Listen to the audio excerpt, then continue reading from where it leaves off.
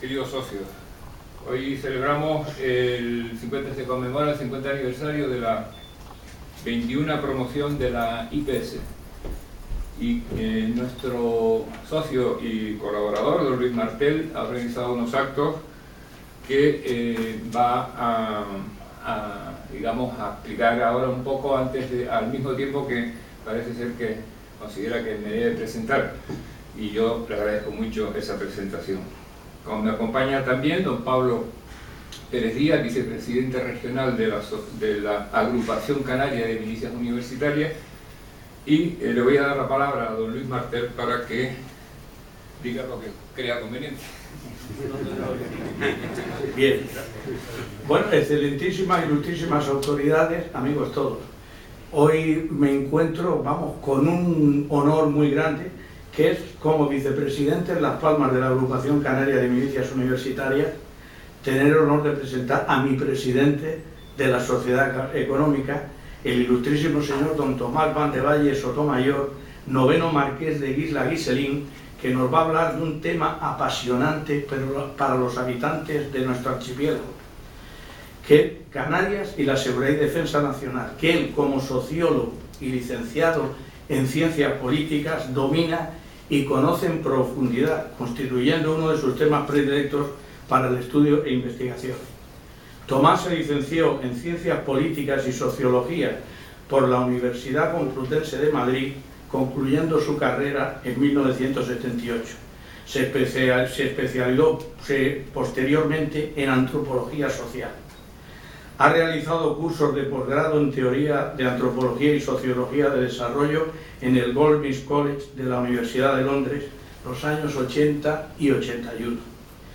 Tiene el First Certificate in English de la Universidad de Cambridge y posteriormente obtuvo el Proficiency Certificate in English en la misma universidad, lo que le confiere el carácter de bilingüe y por tanto un dominio perfecto del idioma inglés.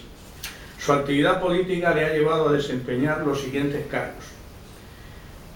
Primero, consejero de Política Territorial del Cabildo Insular de Gran Canaria del año 95 al año 96. En segundo lugar, fue viceconsejero de Administración Pública del Gobierno de Canarias del año 96 al 99. Fue luego, posteriormente, consejero de Política Territorial y Medio Ambiente del Gobierno de Canarias entre el 1999 y el 2001. Y diputado del Parlamento de Canarias del año 99 al 2003. Además de presidente de la Real Sociedad Económica del País de Gran Canaria, desde el año 2010 es socio de la correspondiente Real Sociedad Económica de Amigos del País de Santa Cruz de Tenerife. Y señores, lo que vamos a hacer a continuación es oír al conferenciante don Tomás Van de Valle sobre el tema Canarias y la seguridad y defensa nacional. Tomás, cuando quieras. Muchas gracias. Yo sabía que iba a decir que era bilingüe, cosa que no es cierta. Me gustaría hacerlo, sé que hablo relativamente bien inglés, pero ojalá fuera bilingüe. Pero muchas gracias, yo sé que Luis es muy amigo y muy buena persona y va a hablar siempre bien de mí. Yo también me llevo muy bien con él y le diría cosas parecidas. Muchas gracias por su presencia y sobre todo a mi amigo Luis Martel por que me da la oportunidad de poder dirigirme a ustedes para hablarles de las cuestiones que encierra el título de este acto. Es habitual, por razones de modestia y buenos modales, quitarse importancia y aparentar con humildad que uno domina menos de lo que parecen los temas que va a desarrollar. Pero créanme que en este momento les digo la verdad cuando afirmo que mis conocimientos de estrategia de la seguridad nacional de España y de la defensa del país son poco más de lo que tiene un lector medianamente avisado de la prensa o un observador de la historia y la realidad política española de mediana cultura. No soy experto ni mucho menos en los temas mencionados, pero me he atrevido a hacer una exposición de estas cuestiones esta tarde por varias razones. Porque en la presentación de la Estrategia de Seguridad Nacional, que a principios de este año se ha aprobado en España, el presidente del gobierno dice literalmente que la Estrategia de Seguridad Nacional entiende que es esencial promover la participación del ciudadano y la colaboración público-privada. Y más adelante continúa diciendo que garantizar la seguridad es una responsabilidad del gobierno, pero es también una tarea de todos. Aunque no lo dijera el señor Rajoy, es evidente que la seguridad nacional es una tarea de todos. Y esta tarde yo, como uno de tantos, me he asomado a algunos textos que pueden permitirme hablar de estas cuestiones sin caer en errores, al menos en errores graves, porque si no fuera porque me voy a ceñir a esos apoyos, tengan por seguro que no me hubiera permitido ni por un instante estar hablándoles de lo que les voy a hablar. Por cierto, la seguridad y la defensa dicen que es una tarea de todos, pero no se observa mucha actividad por parte del gobierno en esta colaboración público-privada de la que se habla con cierta ampulosidad. Hablo de este y de otros gobiernos anteriores. Pero nosotros en la Real Sociedad Económica de Amigos del País de Gran Canaria sí que nos tomamos este asunto muy en serio. Y esta es la otra razón, quizá la principal, por la que he querido intervenir esta tarde ante ustedes. Nosotros creemos que prestamos un servicio público a la comunidad insular y quizá por extensión al conjunto del archipiélago si nos involucramos en el desarrollo de la cultura de defensa y de la seguridad nacional. En primer lugar, porque casi nadie lo hace. Casi nadie se ocupa de estos problemas en nuestra ciudad. En segundo lugar, y no menos importante, porque una región que está tan alejada del conjunto de la nación, una región que se encuentra en un contexto geopolítico realmente diferente del conjunto de la nación, en esa región los grupos o élites pensantes que asumen sobre sí la obligación de ser conscientes de la realidad entera de Canarias, no se pueden permitir obviar o minusvalorar la dimensión estratégica de la seguridad y de la defensa del propio archipiélago y del conjunto de España. No se lo pueden permitir, como decía, pero eso es lo que hacen y eso es lo que queremos ayudar a solucionar con nuestra incipiente dedicación a estas cuestiones. Pero no vamos a entrar a analizar ahora en profundidad el porqué de esta incapacidad y de esta ignorancia, ya que tendremos tiempo de profundizar en ello a medida que avancemos, pues será entonces cuando nos encontraremos las inevitables piedras en el camino que en su momento deberemos salvar. Canarias, como región española que es, aunque periférica en grado sumo respecto al continente europeo, está inscrita dentro del contexto estratégico europeo, como el resto de los territorios que componen el conjunto español, por lo que comparte muchísimo más con las demás regiones europeas de lo que no comparte. Canarias, como los archipiélagos portugueses de Azores y Madeira, constituyen los territorios insulares más alejados del continente. Pero Canarias, que es el más cercano al continente africano, adquiere características que cualquier planificación estratégica no puede olvidar. Y de hecho, la nueva estrategia de seguridad nacional de este mismo año no lo olvida, aunque no cita expresamente al archipiélago, sí menciona que el arco geográfico que va desde el Sahel hasta el Cuerno de África constituye una prioridad para el análisis de las amenazas provenientes del entorno estratégico de España. Pero antes de entrar en los pormenores de la nueva estrategia de seguridad nacional que el gobierno aprobó en los primeros meses de este año, creo que es conveniente tener antes una visión estratégica de Europa, de la Unión Europea, para lo cual utilizaremos un documento dedicado a la Estrategia Global de Europa, que ha preparado un grupo de expertos a iniciativa de los ministros de Asuntos Exteriores de España, Italia, Polonia y Suecia, y por lo tanto de sus respectivos gobiernos.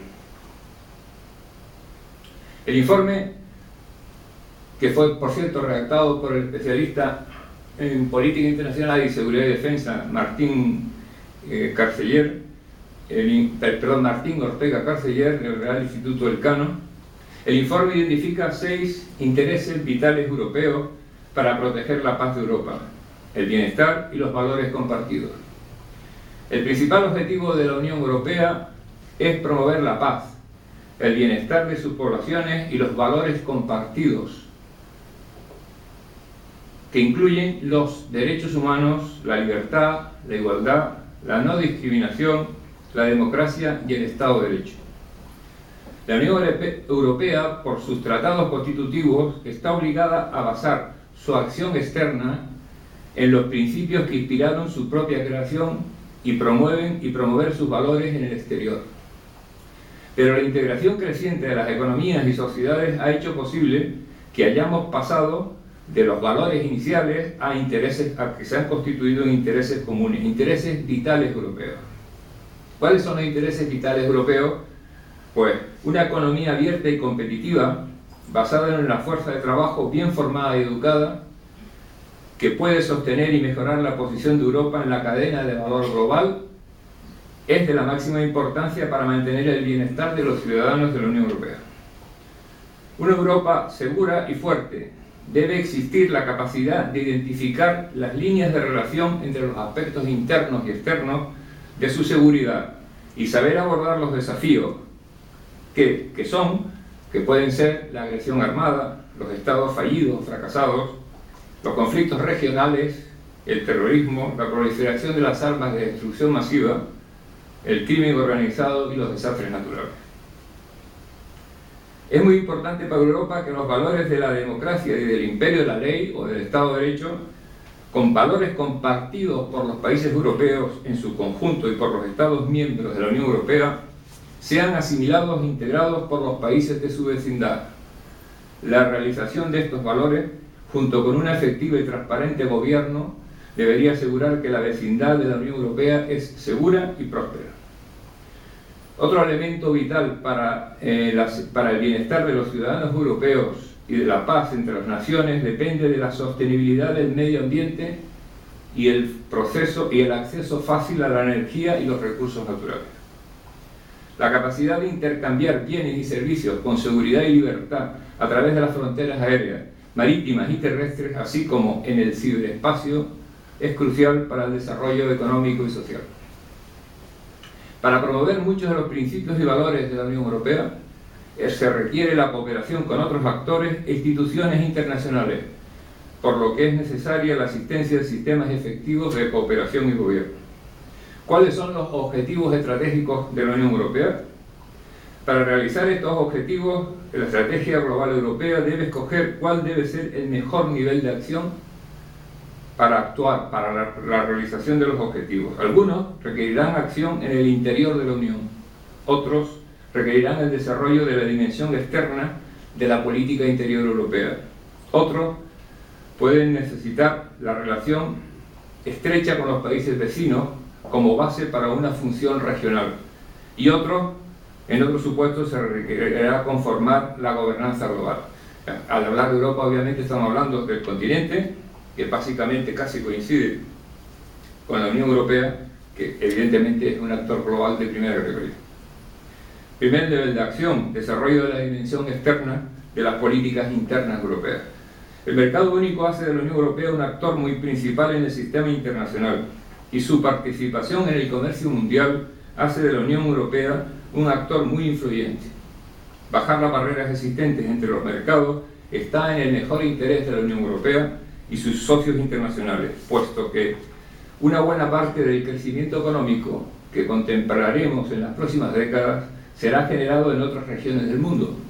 Solo si el mercado único está integrado en la economía mundial podrá esperar la Unión Europea cosechar los beneficios de este crecimiento. Además, el desarrollo del mercado interno incrementará la capacidad de la Unión Europea para actuar como un poder normativo y establecedor de estándares, más allá de sus fronteras, en una época en la que la interdependencia se acentúa y las normas internacionales están en tensión debido a la proliferación del poder y la ruptura de los bloques en los años 90. La Unión Europea es fuertemente dependiente de las fuentes externas de energía y materias primas, es vulnerable a la disponibilidad de los recursos y a las fluctuaciones de precios. Estos factores constituyen elementos críticos para la competitividad y la prosperidad de la Unión Europea. Por lo tanto, la transición a un nuevo paradigma de energía basado en la eficiencia y sostenibilidad debería ser visto como una oportunidad potencial para la industria europea. Un papel dirigente en el combate a la lucha contra el cambio climático y una mejor eficiencia energética pueden llevar a una significativa innovación tecnológica y nuevas patentes. Hay un segundo nivel de acción que se propone en el documento, que es la relación con los países vecinos como base para una función global. Al final de la Guerra Fría, la política de ampliación de la Unión Europea ayudó con éxito a los nuevos estados independientes a hacer su transición hacia las normas europeas, mientras que la política de vecindad buscó llevar estabilidad a los países próximos. Sin embargo, esta política ya no tiene la misma validez. En un mundo multipolar, la Unión Europea está situada en una región muy compleja, un espacio geopolítico que incluye no solo su vecindad tradicional, que comprende estados cuya proximidad geográfica los conecta con la Unión Europea, sino áreas más amplias que están funcionalmente vinculadas a intereses vitales europeos, tales como el Sahel, el Cuerno de África, Oriente Medio, Asia Central, el Ártico y las rutas marítimas. En los próximos años, la credibilidad de la Unión Europea dependerá en buena medida de su capacidad de relacionarse con éxito con esta vecindad estratégica, un desafío que probará su capacidad para una acción externa concertada. En cuanto a la posibilidad de continuar con la ampliación de la Unión Europea, la Unión Europea considera debe perseverar en el actual proceso de ampliación a Turquía, los Balcanes Occidentales e Islandia, como modos de promover sus intereses a largo plazo, expandir el mercado interior, incrementar la seguridad energética y dotarse de profundidad estratégica. Particularmente interesante es la incorporación de Turquía, que mientras completa la negociación de ingreso, debería ser un socio de la Unión Europea en las áreas de seguridad y política exterior, así como establecer una coordinación en políticas contra el cambio climático y en el marco, integrarla en el comercio de emisiones de la Unión Europea, liberalizar la política de visados y la mejora de la unión aduanera con Turquía. Con los países vecinos, la Unión Europea debe promover el apoyo a la democracia y los derechos humanos junto con el libre comercio en bienes y servicios.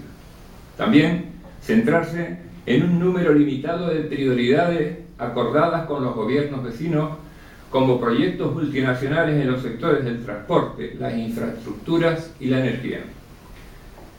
En nuestra vecindad estratégica, la Unión Europea tendrá en los próximos años una creciente competencia de otros poderes por la influencia y los recursos.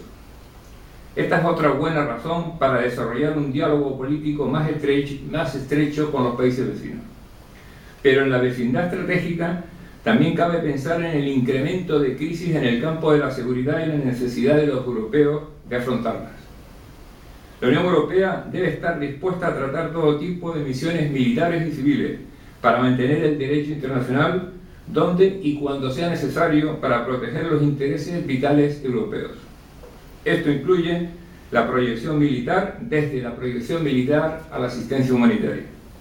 Esto requerirá una estrecha colaboración entre la Secretaría General de la OTAN y el Alto Representante Europeo para la Política Exterior y Seguridad. Obviamente, las relaciones con Estados Unidos son fundamentales para la Unión Europea y seguirán siéndolo. En un contexto de una difusión global del poder, una asociación transatlántica renovada debe llenar un vacío político en beneficio de ambas partes. Se debe llegar a una asociación transatlántica de comercio e inversiones que incluya a México, Canadá y, curiosamente, Turquía. Debería considerarse la creación de un Consejo de la Comunidad Atlántica, un mecanismo político consultivo de alto nivel que supervise las prioridades de la seguridad y el establecimiento de nuevas formas de compartir las responsabilidades entre la Unión Europea y Estados Unidos.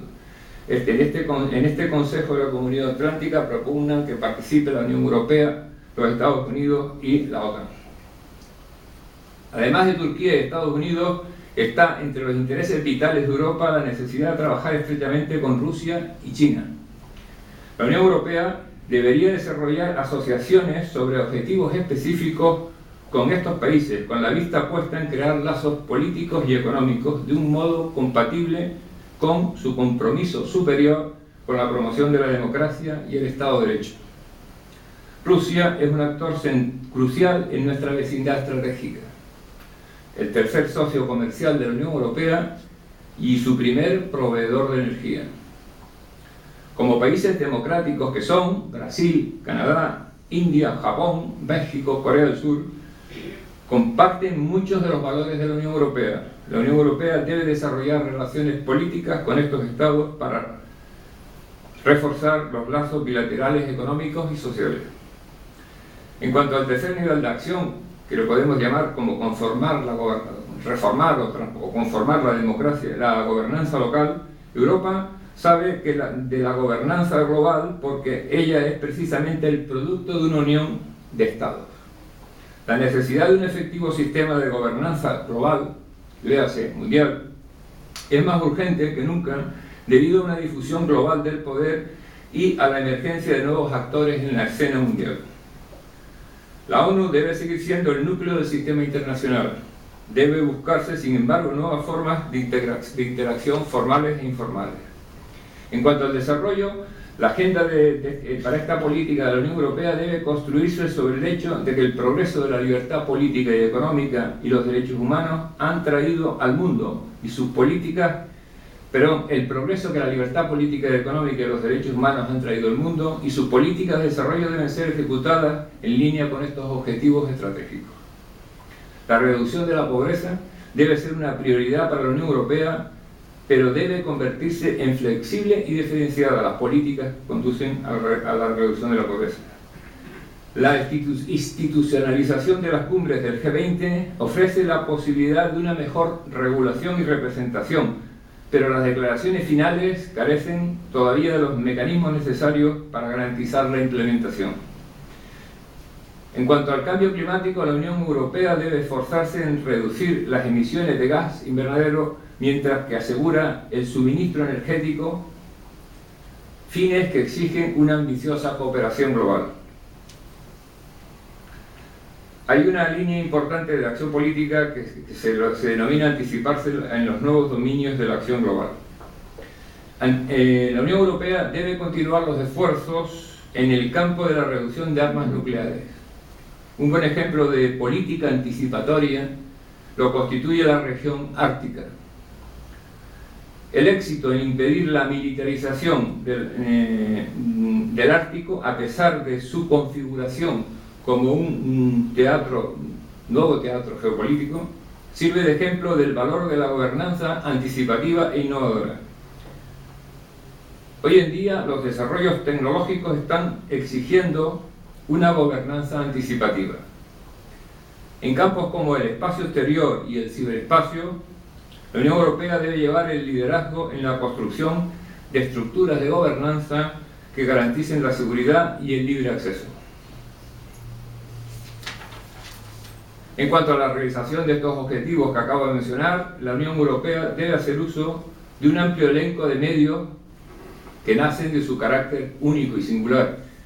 Para triunfar en un mundo en el que debe actuar rápida, coherente y, sobre todo, políticamente, la Unión necesitará utilizar muchos de sus medios y capacidades, tales como la acción diplomática, el comercio, la ayuda, medidas restrictivas y un amplio dispositivo de gestión de crisis y herramientas de respuesta, incluyendo el uso de la fuerza de acuerdo con el derecho internacional.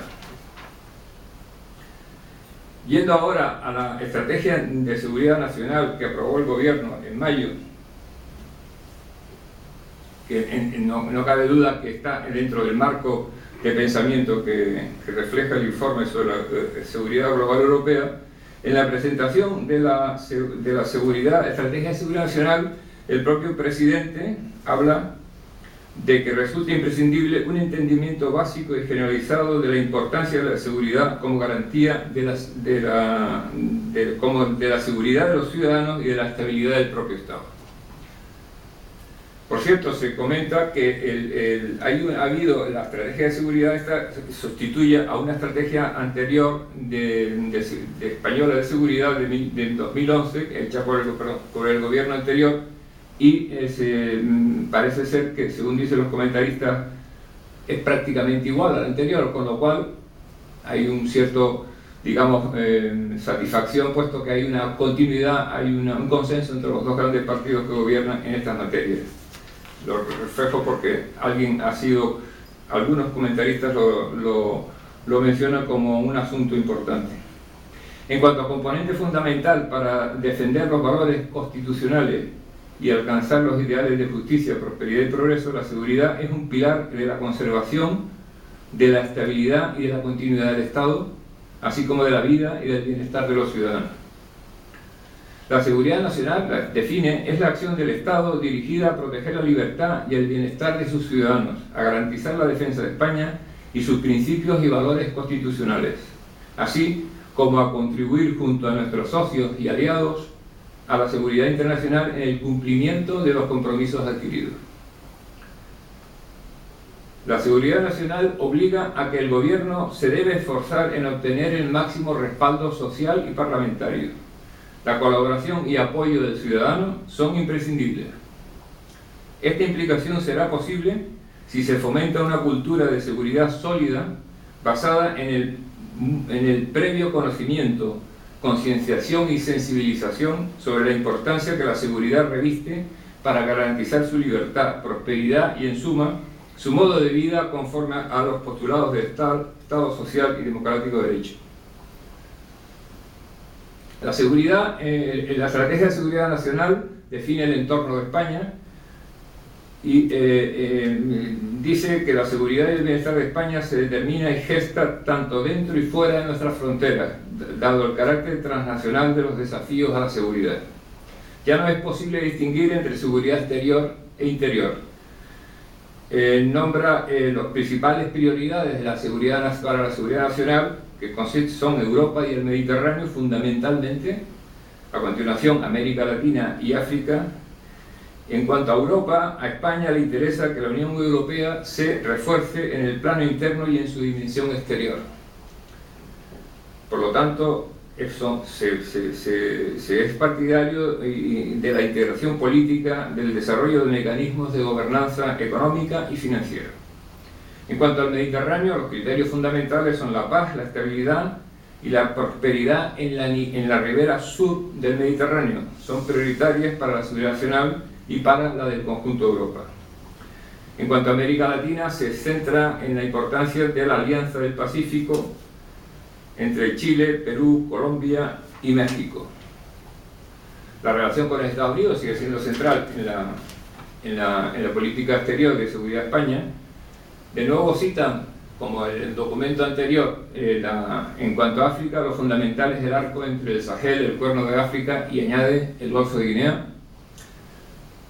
Se menciona Asia, fundamentalmente a China, se menciona obviamente a Rusia, socio estratégico de la Unión Europea, se incluye por primera vez Australia.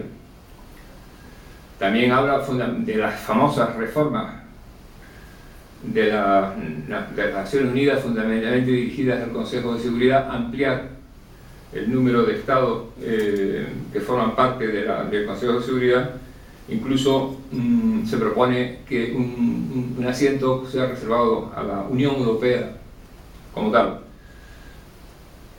Por otro lado, define el documento de la Estrategia de la Seguridad Nacional los riesgos y amenazas, que voy a citar a continuación. Los riesgos y amenazas hay que ponerlos en relación con los llamados factores potenciadores, que son factores potenciadores de la amenaza y el riesgo, que son la pobreza, la desigualdad, el cambio climático, los extremismos ideológicos y los desequilibrios demográficos. ¿Cuáles son los riesgos fundamentales? Los conflictos armados. A corto plazo, la crisis económica y financiera, como su impacto en los presupuestos de defensa, podrían implicar una mayor renuencia a las intervenciones militares. La tendencia es que sean estas acciones limitadas. Otro elemento fundamental de otro riesgo sería el terrorismo. España, como todos saben, es objetivo del terrorismo yihadista y en especial de Al-Qaeda en el Magreb islámico. Por otro lado, dice, en relación a este tema, que la efectividad del modelo español de gestión de la amenaza terrorista prestigia a nuestro país en el exterior y lo convierte en referente en la materia y permite aportar un considerable valor añadido a la colaboración internacional. Se centra en algo muy importante que en las anteriores estrategias, en algunas más anteriores no se mencionaba, ahora ya empieza a mencionarse la anterior y en esta ya se entra mucho más a fondo, que son las ciberamenazas. La dependencia de la sociedad del ciberespacio y su fácil accesibilidad hacen que cada vez sean más preocupantes las intromisiones en este ámbito. Los ciberataques se han convertido en un potente medio de agresión contra particulares e instituciones públicas y privadas. Estos ataques pueden provenir de grupos terroristas, redes de crimen organizado, empresas, estados e individuos. Es un objetivo estratégico garantizar la integridad, confidencialidad y disponibilidad de los sistemas que soportan la prestación de servicios, así como la gestión de las infraestructuras críticas. La ausencia, por otra parte, de una legislación armonizada en ciberseguridad, así como el hecho de que Internet fuera diseñado como un canal de comunicación accesible, sencillo y útil, sin considerar la dimensión de seguridad, son elementos que incrementan las posibilidades de que las ciberamenazas se materialicen. En cuanto al crimen organizado, son, por ejemplo, la piratería, el tráfico de drogas, armas y seres humanos. Dice que aumenta los vínculos entre los grupos criminales y los grupos terroristas. La mejora de las comunicaciones y el aumento de los flujos transfronterizos de bienes, personas y servicios prevén que la criminalidad aumentará en volumen, alcance y beneficios. Otro factor importante sería la inestabilidad económica y financiera, que no voy a profundizar en ello. Luego viene otro que creo que es también fundamental, la vulnerabilidad estratégica. Tenemos una energética. El elemento central es que la dependencia de la economía española del exterior para el abastecimiento. Por otro lado, se señala además la baja interconexión de gas y electricidad con el resto de Europa. Luego habla también del rápido crecimiento económico que genera una competencia creciente por unos recursos escasos. Estamos hablando de potencias, particularmente los países emergentes. Y luego, en cuanto al tema de la vulnerabilidad energética, habla de la seguridad que depende del abastecimiento y la seguridad de las infraestructuras y redes de transporte. Son elementos fundamentales en la seguridad nacional. Otro aspecto diferente, otro capítulo, epígrafe, sería la proliferación de armas de destrucción masiva. Las armas de destrucción masiva, los nucleares, químicas y biológicas y sus sistemas de lanzamiento suponen una grave amenaza. Proliferan en los lugares de enorme tensión, lo que incrementa el riesgo de que lleguen a ser usadas. También entra en los flujos migratorios irregulares y cita también en otro capítulo el espionaje. Reviste gran importancia el espionaje económico, consistente en la adquisición ilícita de información, propiedad industrial o tecnologías críticas. Otro capítulo está dedicado a las emergencias y catástrofes. Hay otro aspecto importante, la vulnerabilidad del espacio marítimo. Hay que tener en cuenta que España, el 90% de las importaciones se realizan por vía marítima, el 70% de las exportaciones se realizan por vía marítima y el suministro energético fundamentalmente también se realiza de gas y petróleo por vía marítima. España debe garantizar la protección de la vida humana en el mar y la seguridad en la navegación en una superficie marina de 1,5 millones de kilómetros cuadrados. Por último, la vulnerabilidad de las infraestructuras críticas y servicios esenciales, que no voy a entrar en ello. Las líneas de acción para hacer frente a las amenazas definen 12 ámbitos prioritarios, indicando en cada uno de ellos el objetivo a alcanzar y las líneas de acción estratégicas. En cuanto a la defensa nacional, solos o con los aliados, habla de la capacidad, debe tener España, el Estado, una capacidad militar para una disuasión creíble.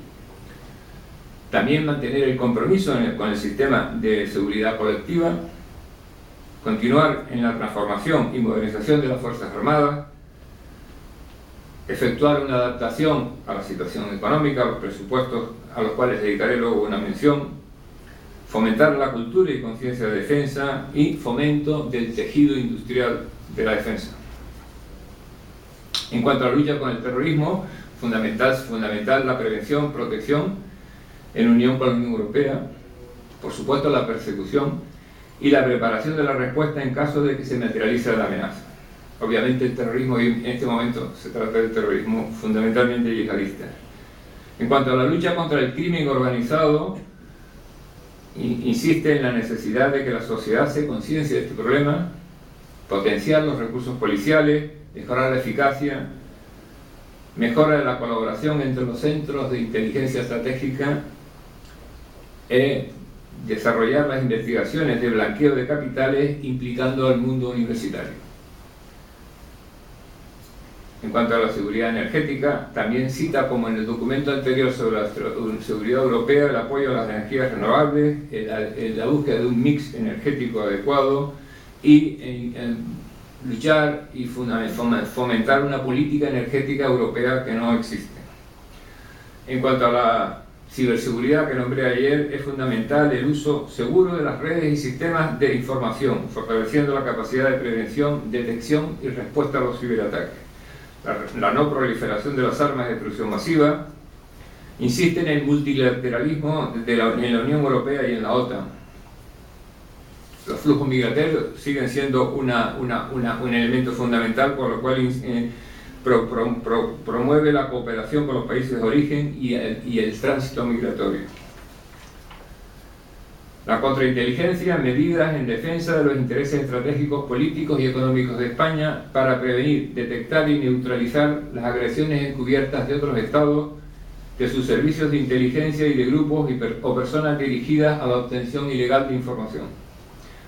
También, de nuevo, garantizar una respuesta adecuada ante las emergencias y catástrofes, y un apartado lo dedica a la seguridad marítima, en donde plantea objetivos ambiciosos. Fundamental para el Estado es mantener la libertad de navegación, proteger el tráfico marítimo, proteger la vida humana en el mar, prevenir y actuar ante el terrorismo y actos criminales, proteger y conservar el litoral, los recursos marinos, el patrimonio arqueológico sumergido y la prevención y respuesta ante catástrofes o accidentes. El documento de la Estrategia de Seguridad Nacional tiene un apartado dedicado a la organización del sistema, que está bajo la dirección y liderazgo del presidente del gobierno, asesorado por un Consejo de Seguridad Nacional que está compuesto de ministros, un número variable según los asuntos, que se reunirá de forma periódica.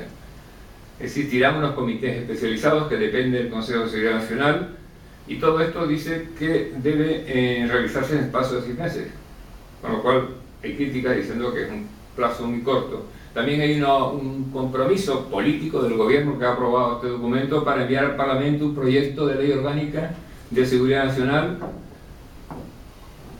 que cree el Consejo de Seguridad Nacional. Como digo, uno de los aspectos importantes es la cultura estratégica, y yo quería simplemente dedicar algunos párrafos al impulso de la cultura estratégica, pero antes quería dar unos datos sobre el modelo de defensa español según el especialista Félix Arteaga del Real Instituto Elcano. Uno de los elementos centrales de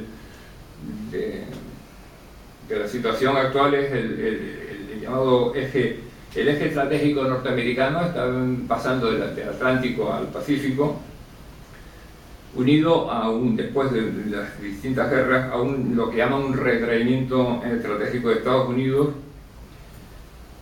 Entonces, esto ha hecho que se produzcan cambios importantes en la relación entre los Estados Unidos y la Unión Europea, como decía antes. Pero yo quería ahora centrarme en el tema de la cultura estratégica, ya para terminar.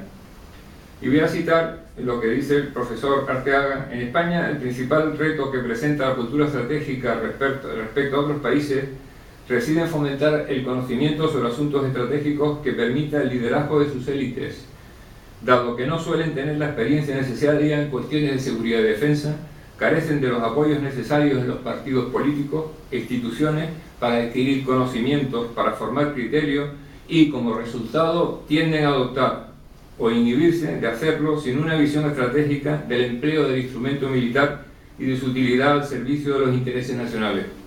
Estas carencias explican su renuencia a implicarse en las cuestiones de defensa y las actitudes acomplejadas a la hora de explicar las actuaciones internacionales.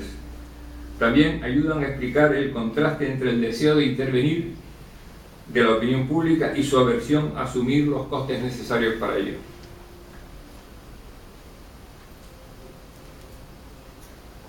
La estrategia de seguridad nacional alude a riesgos que no son esencialmente de naturaleza militar, pues menciona el ciberterrorismo, el crimen organizado, los flujos migratorios incontrolados, los aspectos medioambientales, etc.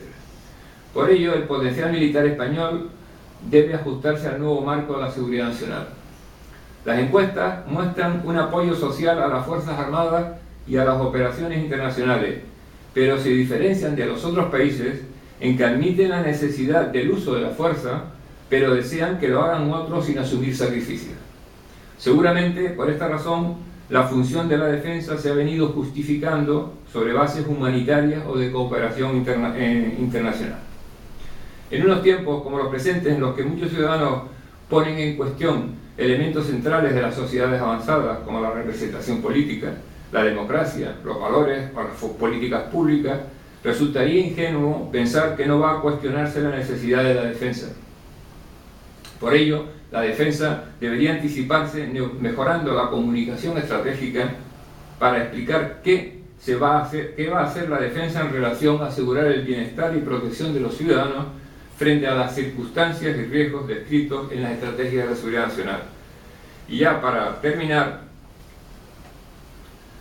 voy a citar unas palabras que puse en el prólogo al libro de Canarias, La guerra invisible, del periodista Ángel Cristian Pimienta, en relación con este retraimiento de los canarios en relación a los temas de política internacional. Y termino así. Una de las sensaciones más molestas que produce la visión del retraimiento de los canarios en relación a este tema es la tendencia al aislamiento intelectual ante las cuestiones de política internacional que les afectan de forma directa. Ángel Tristán lo dice de una forma mucho mejor que yo y mucho más literaria. Un archipiélago situado como un gigantesco portaaviones varado en la ruta de 3 continentes puede hacerse la ilusión de vivir en el mejor de los mundos posibles, en un mundo encapsulado y feliz, pero es una ilusión, un espejismo. La lejanía geográfica del archipiélago canario, del más importante teatro de enfrentamientos diplomáticos y militares del siglo XX, esto es, de Europa, hace que nos veamos ilusoriamente libres de presiones y de compromisos con la defensa y la seguridad nacional. Sabemos que somos un modesto eslabón en una cadena de seguridad, pero en realidad somos un eslabón secundario y lejos de los frentes, de allí donde se producen los problemas, pero también de donde se produce el pensamiento, se asumen las responsabilidades y se arbitran las soluciones. Muchísimas gracias por escucharme y muy buenas tardes.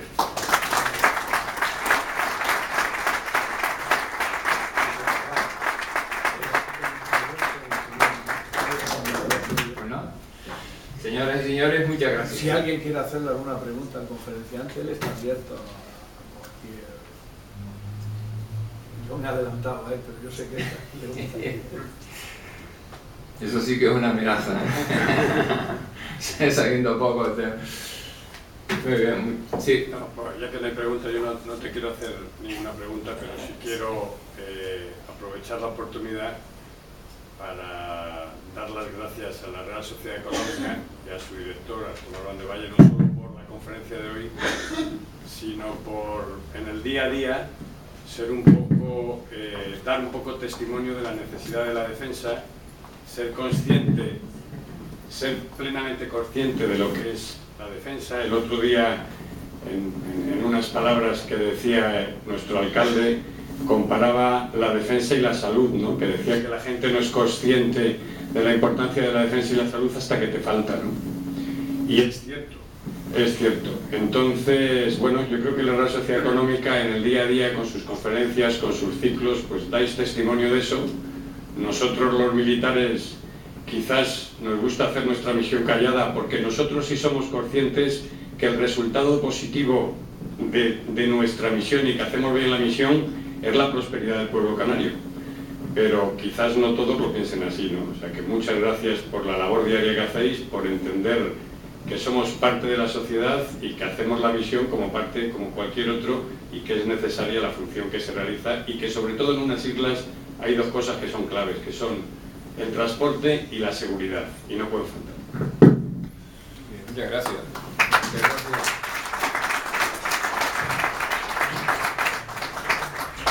Muchas gracias en lo que a nosotros respecta. Estamos haciéndolo desde hace muchos años, no ha empezado este año ni el pasado, y vamos a seguir haciéndolo. Hemos trabajado, como ustedes saben, en temas de historia militar, hemos trabajado en la recuperación de la memoria histórica de la batalla del Batán, que estaba hace 15 años, no se hablaba. Hemos trabajado en temas de seguridad y defensa de una manera todavía, digamos, muy incipiente. Podemos hacer mucho más. Y tenemos unas jornadas navales, unas jornadas aéreas, ¿no? Aeronáuticas. Entonces tenemos en las cuales se tocan estos temas y quisiéramos poder desarrollarlo más. Es decir, y además, otra cosa, hay 2 cátedras de historia militar en esta ciudad, en la Universidad de Las Palmas, la cátedra General Pérez Galdós y la cátedra Almirante Díaz Pimienta, que se dedican a la historia militar, y estos temas obviamente los van a tocar también, pero es decir, podría haber 5 más y no pasaba nada. Hay sitio para todos, hay muchos temas que tocar, es infinitamente amplio el campo y hay sitio para todos. Es decir, mientras más se hable de estos temas, creo que es mejor. Por eso ha sido una crítica velada a la política de los gobiernos, que dice que sí, pero luego no hace mucho para que sea así. Por eso decían. Pues nada, no sé si hay alguna cuestión más, pero muchísimas gracias por venir. Muchas gracias.